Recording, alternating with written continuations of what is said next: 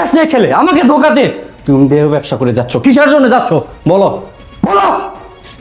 দেখো আমার ভুল হয়ে গেছে, আমি বুঝতে পারিনি। এই চুপ, তোর কোনো ভুল হয়নি। এত বড় একটা অন্যায় করে তুই বলছিস তোর ভুল হয়েছে, তাই না? তোর তো টাকার প্রয়োজন, টাকার জন্য দেহ ব্যবসা করিস, তাই না? এই নে, কত টাকা লাগবে লে, এই টাকা দিয়ে আমি তোকে কবর দিব। বল আরো কত টাকা প্রয়োজন? কেন তুই আমার বিশ্বাস নিয়ে খেললি, কেন আমাকে ধোকা দিলি? আরে আমি তোকে অনেক ভালোবাসতাম, বিশ্বাস করতাম, এটাই কি আমার অপরাধ? আমার ভাবতে অবাক লাগছে যে তুই আমার স্ত্রী, তোর সাথে একই ছাদের নিচে দীর্ঘ 3টি বছর আমি সংসার করেছি।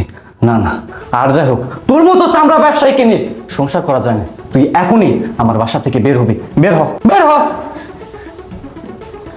কাল নাগিনি, আমি কার সাথে এতদিন সংসার করেছি। আল্লাহ তোমাকে ধন্যবাদ আমার চোখ খুলে দেওয়ার জন্য। আমি আর কাউকে বিশ্বাস করি না, আমি আর